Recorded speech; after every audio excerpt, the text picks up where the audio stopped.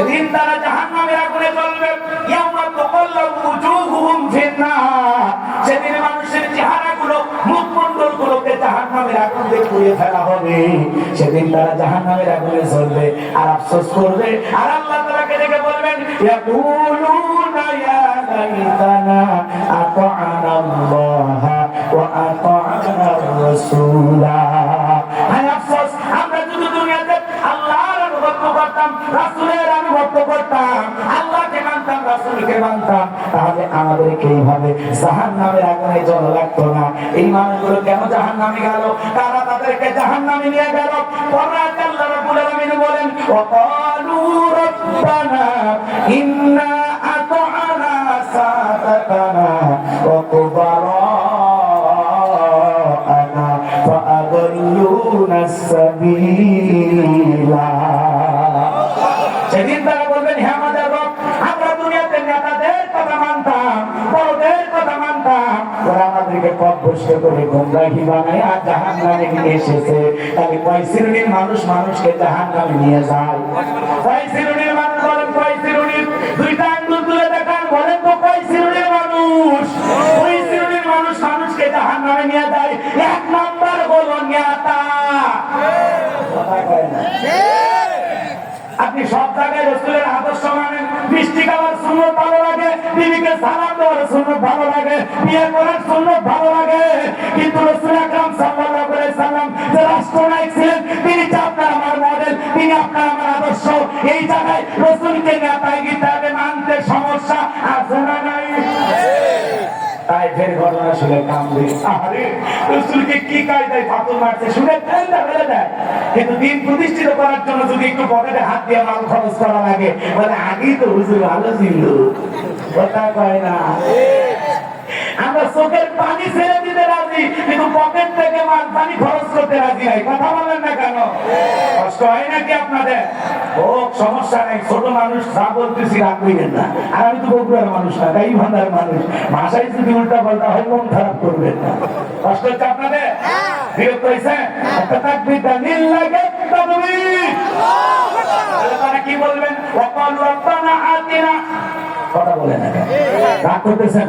ওয়াকালু রাব্বানা আতা'না সাদাতানা ওয়া কুবারা'ানা ফাআদাল্লুনা সাবিলা। হে আমাদের রব, আমরা দুনিয়াতে নেতাদের কথা মানতাম, বড়দের কথা মানতাম, তারা আমাদেরকে পথভ্রষ্ট করে জাহান্নামের ভিতরে নিয়ে আসছে।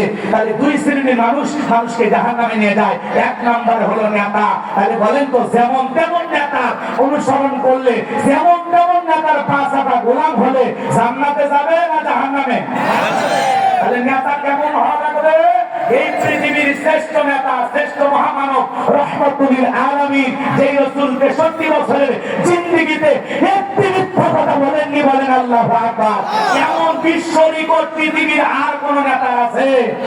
আমাদের সমাজের নেতারা তো মিথ্যা বলতে বলতে মুখ দেখা হয়ে গেছে, একটা কবরে চলে গেছে, এরপর মিথ্যা বলা ছাড়ে না, বলে হেলিকপ্টারকে পানি দিয়েছি আর জনগণের বুকে বুলেট মেরেছে। কথা বলতেছে আমরা কি দিছি? পানি। কাজ ভাঙ্গা দেখে নেতা কান্দে, কিন্তু জনগণের রক্ত দেখে চোখে কান্না আসে না। এমন নেতা আমরা পাইছি কিনা? বলেন, আদর্শ নেতার অনুসরণ করতে হবে। কেমন নেতা? সেই নেতা নিজের ইমামতিতে তার মুরিদদেরকে নিয়ে, তার জনগণকে নিয়ে, তার দলের নেতা কর্মীদেরকে নিয়ে নামাজ আদায় করে। আপনি এমন নেতার অনুসরণ করে, যদি আপনি নামাজি হন, তখন বলে তুই চিনিস না আমি ট্যাবলেট খান, এলাকার বাহাদুর নেতা। আমার কর্মী আছি বেটা, জঙ্গি জঙ্গি ভাত নামাজ কালাম পড়ো, দাঁড়িয়ে রাখো, এটা তো চলবে না। কথা বলেন, করতেছেন? একটা উদাহরণ দেখ, বিরক্ত যেন হয় না। আমার এই বগুড়া জেলার কথা বলা যাবে না, কারণ এখানে আমি থাকি। আমার গাইবান্ধা শহরে একটা নেতা আছে, হাইব্রিড নেতা, এর নাম হলো ট্যাবলেট খান। বলেন কি খান? উদাহরণ দিচ্ছি, এক্সাম্পল দিচ্ছি কথা বোঝানোর জন্য। মনে করেন গাইবান্ধা শহরে ওনার কথায় থানার ওসি পর্যন্ত দাঁড়ায় দেয়, সালাম আলাইকুম স্যার, গরম না ঠান্ডা, চা না কফি? কথা হয় না? সামসামি করে না ভাই? গাইবান্ধা শহরের বিরাট বড় একটা বিল্ডিং করতেছে একটা প্রভাবশালী ব্যক্তি। তো উনি বিল্ডিং করতেছেন, ওই নেতার যারা কর্মী থাকে, কেদার মাস্তান থাকে, সাঙ্গপাঙ্গ, বুঝেন তো? এক কথায় যাকে আমরা বাংলা ভাষায় গোবরের ভাষায় বলি পার্টি নেতা। কথা বুঝতে পারছেন? ওই পার্টি নেতা যায় বলতে যায় বিল্ডিং কার, তাই বলে অমুক মাস্টার সাহেব, কয়তালা, তাই 5 তালা। আপনি চেনেন আমার বড় ভাই কে? বড় ভাইকে মিষ্টি খাওয়ার টাকা দেওয়া লাগবে। তখন বলতেছে ঠিক আছে 500 টাকা নিয়ে যান। তখন বলছে আপনি বড় ভাইকে চেনেন, 500 টাকা দিচ্ছেন মানে খাজদামি করেন। আমার বড় ভাইকে ট্যাবলেট খান, যার কথায় পুরো গাইবান্ধা শহর কাঁপে। 5 লাখ দিতে হবে, 5 লাখ কথা তাই না? এইবার শোনেন, বলতেছে বাবা এই টাকা দিলে ফজিলত কি, না দিলে সমস্যাটা কি? তখন বলতেছে টাকা 5 লাখ দিবেন, বিল্ডিং করবেন, ভাড়া দিয়ে সমস্যা করে আমাদেরকে বলবেন, ভাড়া তুলে দেওয়ার দায়িত্ব আমাদের। কিন্তু যদি ট্যাবলেট খান ভাইকে টাকা না দেন তাহলে বিল্ডিং আর হবে না। বেশি ভাড়াবাড়ি করে থানা পুলিশ করে ঝামেলা করলে জায়গা আপনার নামে থাকবে না। কথা কয় না?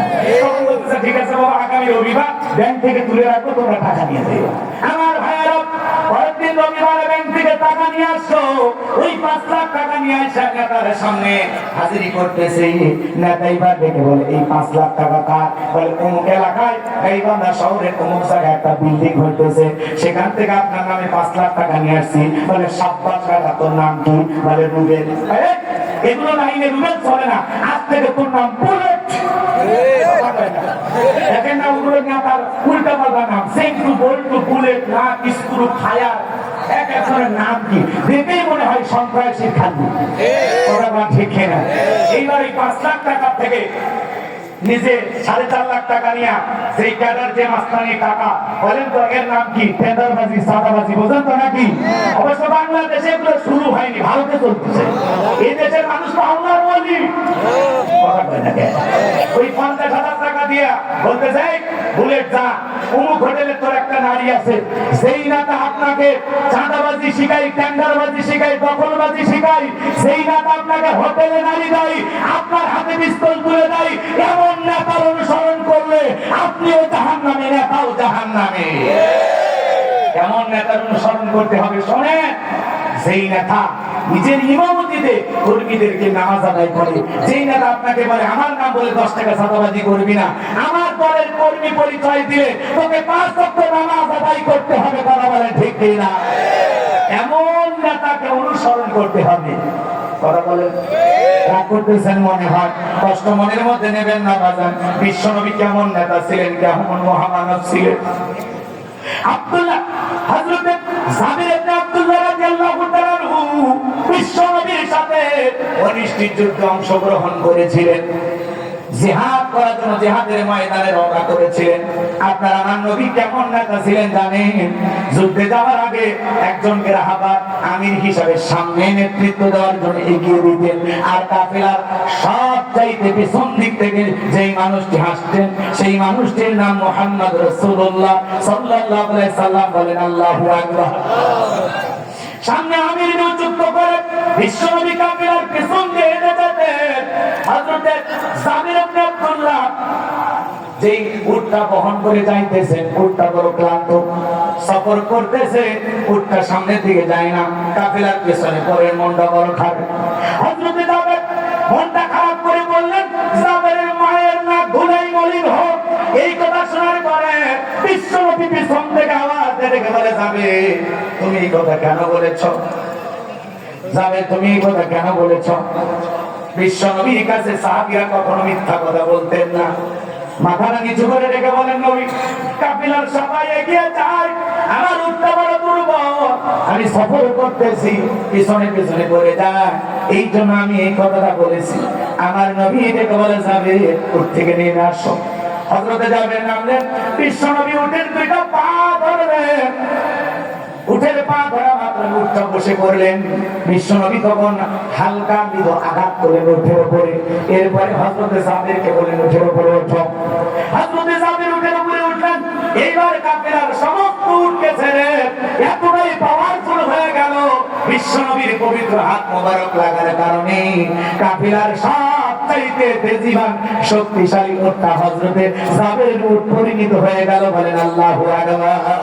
সবাইকে পিছনে ফেলে এগিয়ে যেতে যায়। জাবের আবার মনে মনে ভাবে রাসূল পিছনে আছে, আমি কেমনে এগিয়ে যাই। তার রাসূলকে কতটা মহব্বত করতেন, কতটা সম্মান করতেন। আমার ভাইরা, হযরতে জাবেরের কাছে নবীজি সেই দিন একবার দুইবার নয়, হযরতে জাবেরের জন্য আল্লাহ তাআলার কাছে আমার নবীজি 19 বার তার কল্যাণ কামনা করে দোয়া করেছিলেন। নবীজি জাবেরের কাছে গেলেন, দেখে বলে জাবের, তোমার মনটা কি খারাপ? মায়ের উপরে মন খারাপ? বলে না গো নবী, আমার মায়ের উপরে মন খারাপ না।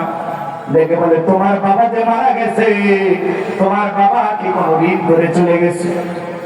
হযরতে জাবের মাথা নত করলেন, কিছুটা সময় কথা বললেন না। বিশ্ব নবী দেখে বলে, জাবের কেন কোনো কথা বলতেছ না, কারণটা কি?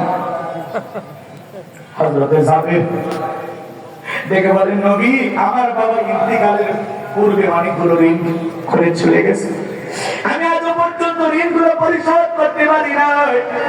বিশ্ব নবী দেখে বলে, জাবের তোমার বাবা যে মারা গেছে, তোমার পরিবারের সদস্য কয়জন?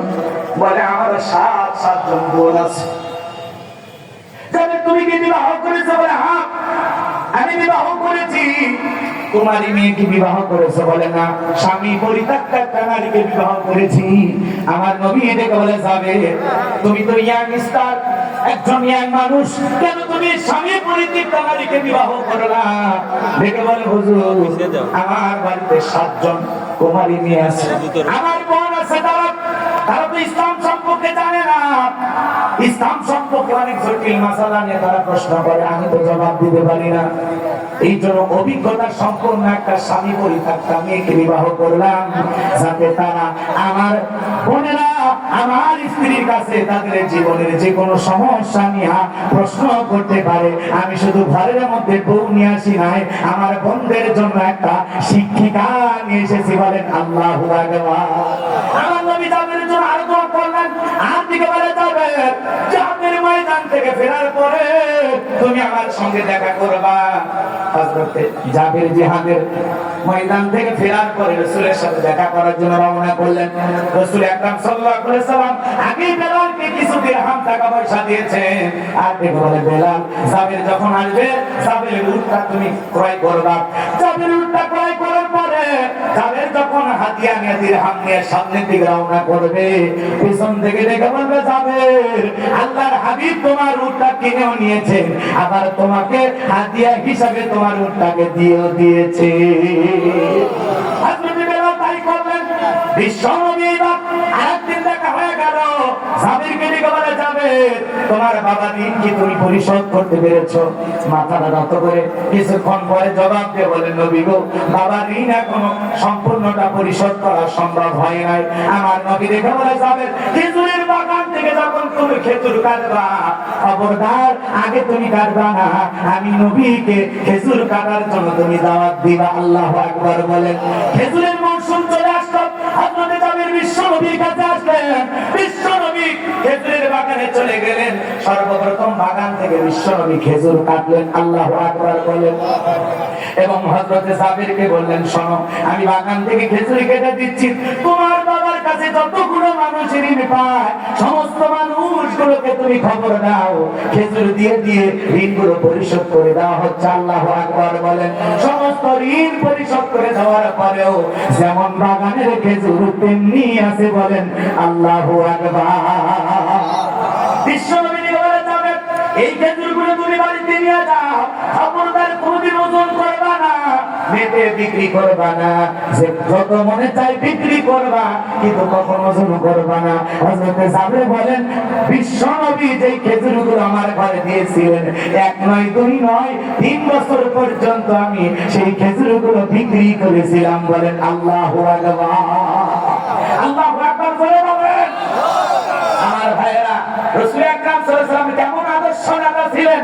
সাহাবী ইন্তিকাল করেছেন, ঋণ রেখে তার ঋণ পরিশোধ করার দায়িত্ব নিয়েছিলেন মুহাম্মদ রাসূলুল্লাহ সাল্লাল্লাহু আলাইহি সাল্লাম। এজন্য বাংলাদেশের একজন ইসলামী আন্দোলন যারা করে, দেখবেন স্বামী মারা গেছে তার মহারণা পরিশোধ করে দিচ্ছে এই দেশের শ্রেষ্ঠ সন্তানেরা। কথা বলে ঠিক কিনা? আমার ভাইয়েরা, আপনারা দেখেছেন এক সময় যারা জেলখানায় গিয়েছিল তার পরিবারে হাহাকার, ক্ষেত কাটার মতো কেউ ছিল না, ধানের মৌসুমে ধান কেটে তাদের ঘরে ধান তুলিয়ে দিয়ে আসছিল এদেশের ইসলামী আন্দোলনের কর্মীরা। কথা বলে ঠিক কিনা? কষ্ট হচ্ছে আপনাদের? আর 2-4 মিনিট যদি কথা বলি খারাপ লাগতেছে নাকি? শুনবেন, বিরক্ত হবেন না তো? আমার ভাইরা, রাসূল আকরাম সাল্লাল্লাহু আলাইহি সাল্লামের জীবন থেকে আপনাকে আমাকে জানতে হবে, সজীবনে আমল করতে হবে। কথা বলে ঠিক কিনা? এই জন্য এই সিরাত মাহফিল চলতেছে, চলবে, আগামী আরো 2 দিন কথা চলবে ইনশাআল্লাহ। এই মাহফিল চালু হয়েছে, কিয়ামত পর্যন্ত চলুক। আমি পরিষ্কার ভাবে একটি কথা বলতে চাই, এদেশে আপনারা বাবার শাসন দেখেছেন, স্বামীর শাসন দেখেছেন, চাচার শাসন দেখেছেন, ভাবির শাসন দেখেছেন, বুবুর শাসন দেখেছেন। আগামীতে আল্লাহর কোরআন থেকে বিদায় নিয়ে, সন্তানদের কাছ থেকে বিদায় নিয়ে, মাথায় কাপড়ের কাপড় বেঁধে হলেও আল্লাহর জমিনে আসতে করতে তারা তারা চান। তুই বিল্লাহে তাকবীর।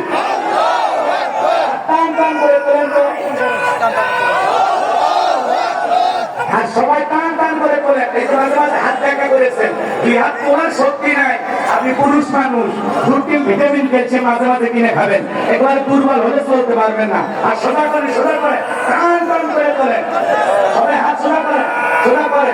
আমার আল্লাহ রাব্বুল আলামিন বলেন, ইন্নাল্লাহা আশতারা মিনাল মুমিনিনা আনফুসাহুম ওয়া আমওয়ালাহুম বিআন্না লাহুমুল জান্নাহ।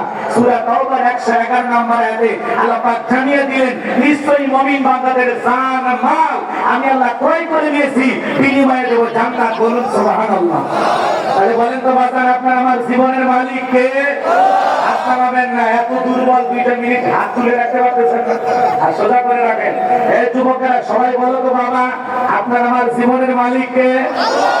অনেক যুবক আছে প্রেম করে আর প্রেমিকের ডায়লগ দেয়, এই জীবন তোমার, তুমি শুধু আমার। ওই হাইব্রিড যুবক। এই জীবনের মালিক কে?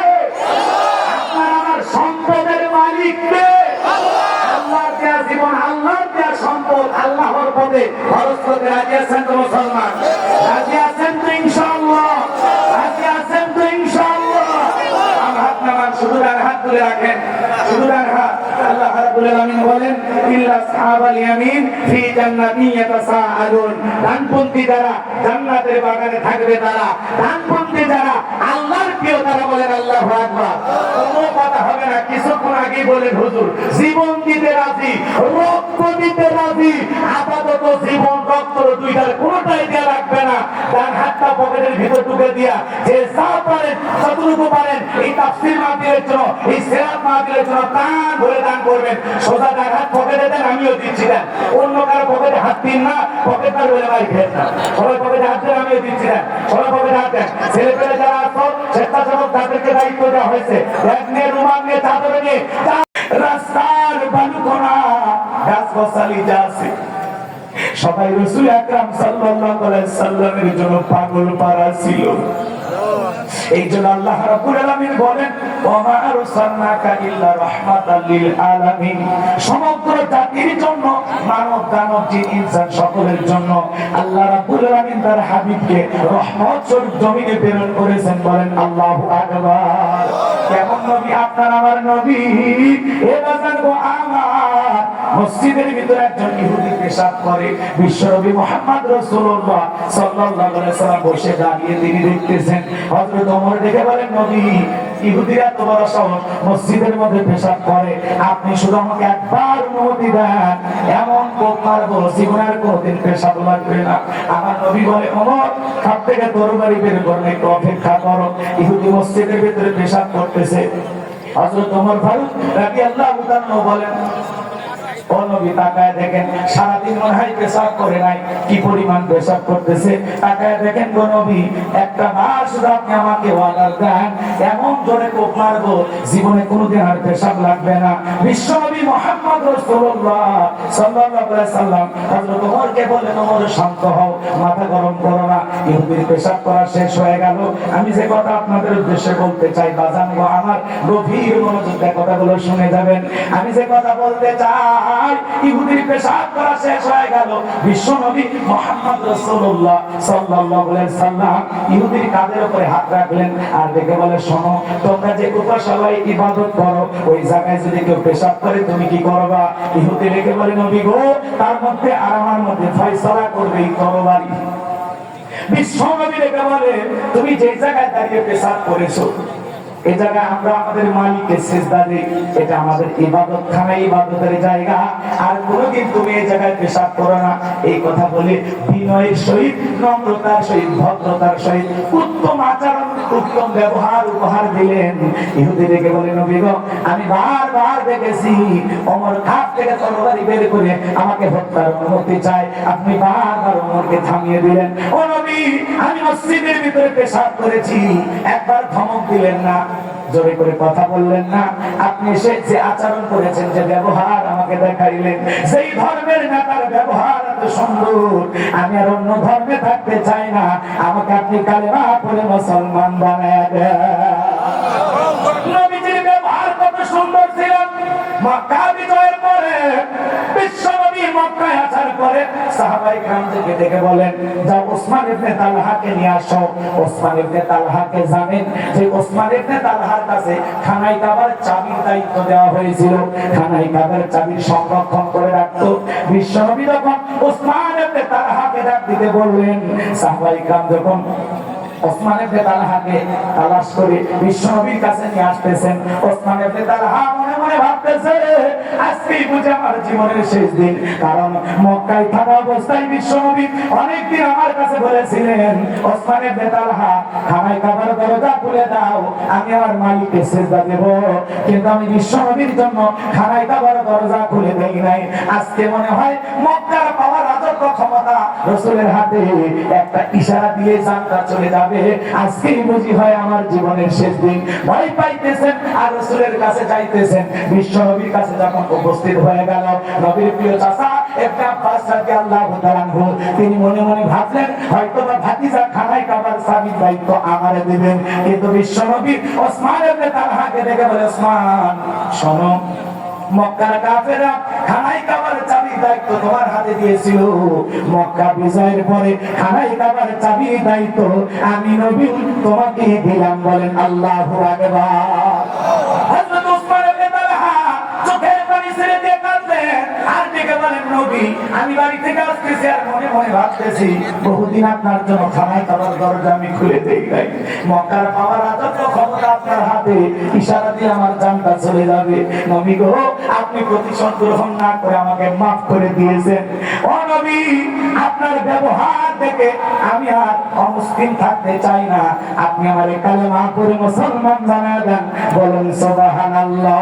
এইজন্য আল্লাহ রাব্বুল আলামিন পবিত্র কোরআনুল কারীমের ভিতরে বলেন, ওয়ালা তাসতাবিল হাসানাতু ওয়ালাস সাইয়্যিআহ ইদফা বিল্লাতী হিয়া আহসানু ফাইযাল্লাযী বাইনাকা ওয়া বাইনাহু আদাওয়াতুন কাআন্নাহু ওয়ালিয়্যুন হামীদ। সূরা হামীম সিজদার 34 নম্বর আয়াত। আল্লাহ রাব্বুল আলামিন জানিয়ে দিলেন, ভালো আর মন্দ সমান হতে পারে না। তুমি যদি মন্দের জবাব ভালো দিয়া দাও, আমি আল্লাহ রাব্বুল আলামিন তোমার চরম শত্রুটাকেও তোমার পরম বন্ধু বানায়া দেব। এই জন্য আপনার আমার চরিত্রের গুণাবলী হওয়া লাগবে। রাসূল আকরাম সাল্লাল্লাহু আলাইহি ওয়াসাল্লামের আদর্শ নিজের জীবনে ধারণ করতে হবে।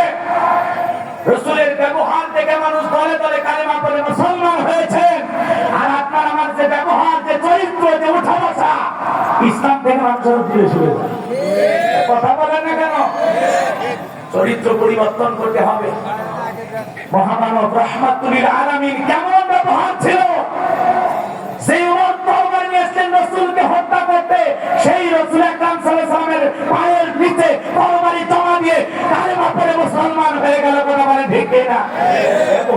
ব্যবহার দেখা এই জন্য ভাইরা আমার নিজেদের পরিবর্তন করতে হবে। আল্লাহ বলতেছেন ভালো আর মন্দ সমান হতে পারে না। তুমি যদি মন্দের জবাব ভালো দিয়ে দাও, তোমার শত্রুটাকেও আমি আল্লাহ তোমার বন্ধু বানায় দিব। সুবহানাল্লাহ বলেন। আল্লাহর ওয়াদা কি মিথ্যা? বলে বলেন আল্লাহর ওয়াদা কি মিথ্যা? এই জন্য ভাইরা আমার, কেউ যদি আপনাকে গালি দেয় চুপ করে থাকেন, কেউ যদি সমালোচনা করে চুপ করে থাকেন, কেউ যদি বকাঝকা দেয় চুপ করে থাকেন, পাল্টা গালি দেবেন না। কথা বলে না কেন? কেউ বাজে কথা বলে তর্কে জড়ানোর দরকার নাই, সালাম দিয়ে বিদায় নেন। কথা বলে না কেন? সালাম দিয়ে কি নেবেন?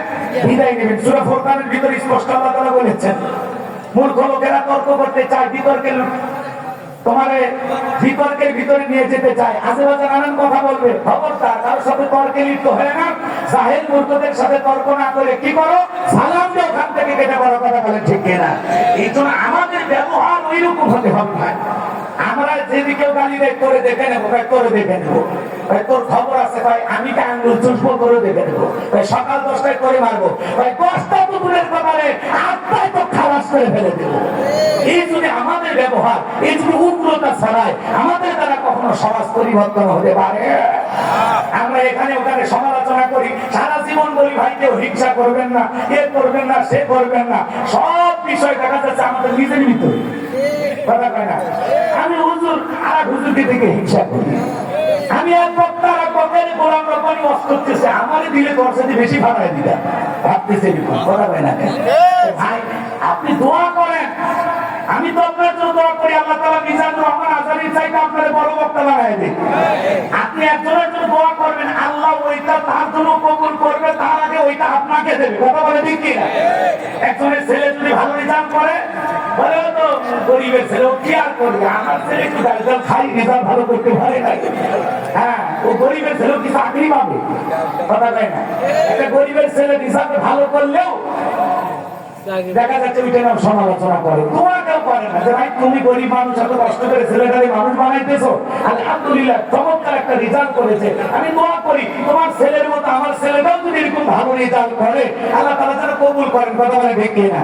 কিন্তু আমরা তো ভাই ভাইয়ের ভিতরে হিংসা থাকতে পারলাম না।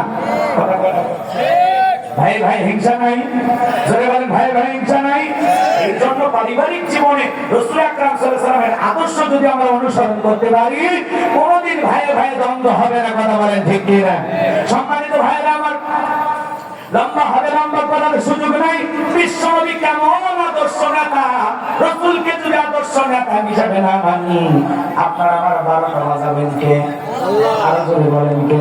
এই দুনিয়াতে অনেক মানুষকে আমরা নেতা হিসেবে মানি, যেই নেতা